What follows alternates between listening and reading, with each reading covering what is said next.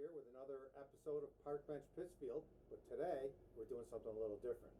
We are here at Camp Russell in Richmond, one of the most beautiful places in the Berkshires, and I'm here with Joe McGovern, the CEO of the Boys and Girls Club of the Berkshires, to talk about the upcoming camp season, Chili Chowder Fest, and a few other exciting things you got going on out here. Always exciting out here at Camp Russell, and always exciting at the club on Melville Street. Right. Well, Thanks the first for having question I have for you, Joe, is how do you work every day out here? How do people work when they look at this? It's gorgeous. It's when kids get an experience out here that they would never have.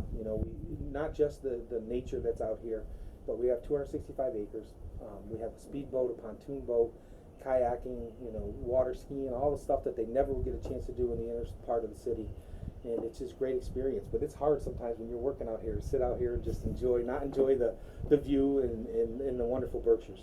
So you just touched on something. Now, this is not just a sports camp or a sports camp? What kind of a camp is this? No, well, we run 3 separate camps out here. We have a traditional day camp. That's our bread and butter. We do run a sports camp that's out here that for the 8 weeks that we're here. We also run rec therapy that's out here that Rick Backer has run for a number of years for those students with special needs, and he does that through the local school systems and stuff. So we'll have 300 kids out here a day. Wow. Coming out here, enjoying what we have to offer out here. That's great. Yeah. So you're a Pittsfield organization, obviously. You've been on Melville Street for a long time, but you're back to Pittsfield here, relatively new, though I think we're going on, what, second year now? 2 years, July 1st. 2 years, July 1st is the executive head. Yep. Boys and Girls Club. So what brought you back here, first of all? Well, I think a couple of things. I had the opportunity to go out and run some other clubs. I ran the Westfield Boys and Girls Club for 10 years, and when this opportunity came up, my family was in Maryland. We were running the 5th largest Boys and Girls Club in the country. And it was a great opportunity, but this is home. And when I got the call, we had no intentions of probably ever coming back. At that point, our kids were my daughter was a freshman in high school, son was in 6th grade, and didn't really think about coming back. But when you think about the club changed my life, I think Camp Russell helped change my life, and it was time to give back. And to be honest with you, our families were here, and they were starting to age a little bit, and we wanted to spend more time with them. But ultimately, I couldn't say no to the club. We're certainly lucky to have you back in our community. Thank you. The Boys and Girls Club, obviously well known. Yeah. Most people in the community are familiar with it. But today's Boys and Girls Club is a little different than the past, huh? Yeah, it's very, very different. Very the same, but very different. And one of the things that I wanted to do when I got back here was bring back a lot of the programming that made the club known for what it was. If you talk to most boys, most girls coming up in the last 30, 40 years in Pittsfield or Berkshire County, they were involved at the club at some level or Camp Russell at some level. And so what I wanted to do when I got back here was bring that core programming back, that open door programming, but do it with meeting the needs of the kids today. Kids today are very different than when we grew up here in the county, and we didn't have cell phones, and we didn't have mini computers, and they're on every day. And so things have changed, and our community has gone through a lot of changes. So what I wanted to do was give it that feel of when I grew up at the club, but do it with today's programming. And I think we've achieved that the last 2 years. We've got so many programs that we've implemented.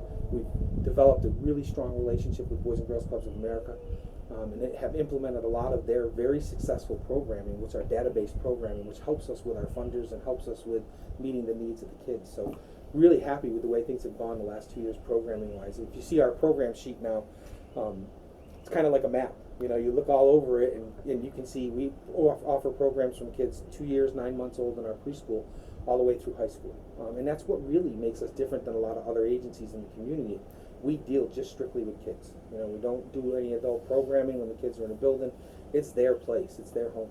So it's not just a sports facility or no, and we're known for that. We still have huge sports programs. Our basketball program this past year, house program, had 550 kids.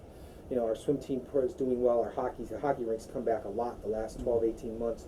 But the core of what we do now is youth development, youth education.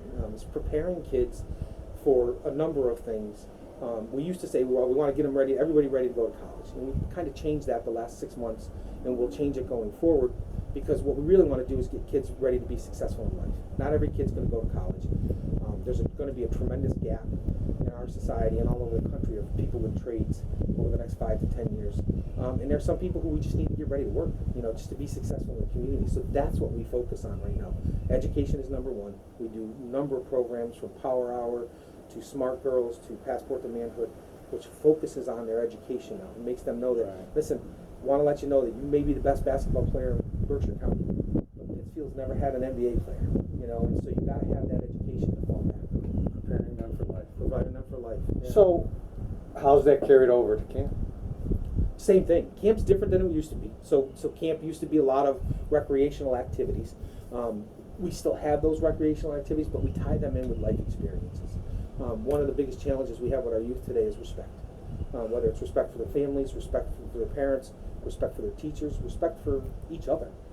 And so we do a lot of programming out at camp now that helps teach respect. We do a lot of STEM programming so that they don't get that summer lost learning that a lot of kids get. Because when you go away from education for 8 weeks, you lose some stuff there. So we try to keep them on pace so that when they go back in September, they're hitting it full speed. So we do a lot of educational programs out here that are fun. We have Officer Derby come out throughout the summer to help teach the kids about community and stuff like that. We have various speakers that come out throughout the summer, and we reward the kids with pizza. They listen to a speaker for a half hour and things like that. So the learning doesn't stop when they're having fun. It can't, because plus from what we really do, we believe learning is lifelong. You see kids who think that their education is just at school. Education is about life. It's about dealing with issues that we have to face, that you and I face every day in our jobs. It's about teaching them respect, teaching them how to handle conflict, teaching them how to deal with making mistakes. Kids today don't like to make mistakes. They don't like to be told they made mistakes. So we teach them how every day I make a mistake. And if I don't learn how to handle that, I can't be successful in life. So camp starting soon? 2 weeks, next Monday, a week from this upcoming Monday. We have our state inspection on the 17th, and we'll open up on the 24th. And ropes course is out front, and speedboats, pontoon boats, kayaks. Now, is there a rigid schedule they have to follow, or do they get choices? So yeah, we changed 2 years ago. Our program director Dan Joslin does a phenomenal job, and he actually came from a camp in Pennsylvania, and he brought a ton of new ideas. So what the kids get to do now is they get to choose their activities. So in the mornings, the camps are specific to their thing. So sports camp will do sports. Day camp will do their day camp activities. Usually rec therapy will do their own thing. But then in the afternoon, they pick their activities. And they get to choose what they want to do. We have kids who stay down at the lakefront, from the time lunch is over to the time they go home, because they can't get enough of down by the pond. So, yeah, we do give them some choices, because we think that's what the club is about.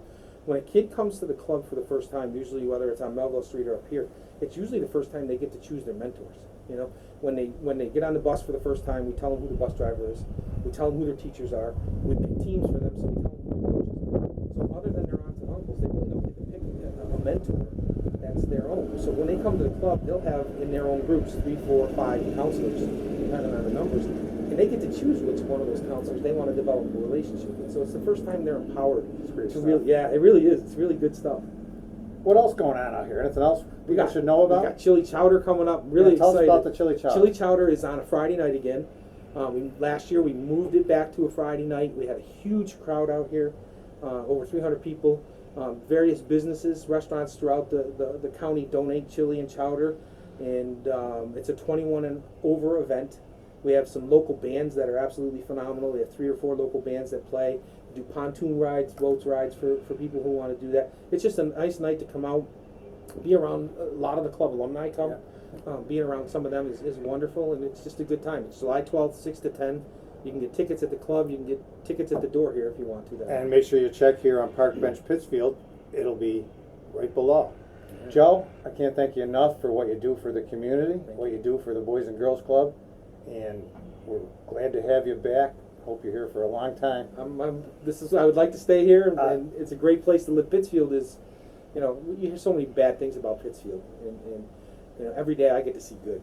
I get to see good kids. Yesterday we had 3 of our kids that got the opportunity to meet Lieutenant Governor Toledo, our new district attorney, to talk about a new respect program that the governor is putting into place. And there's just so much good to hear. It's a great place to raise a family. Well, I can tell you, as somebody that came out here, I don't know, almost 55 years ago, the place is just as beautiful as it's ever been, and I'm really proud to see the progress and the new focus and the direction you've taken. Thank you. Thanks again. Thank you. Appreciate And the remember, opportunity. check us out on down below, Chili and Chowder Fest coming up in July.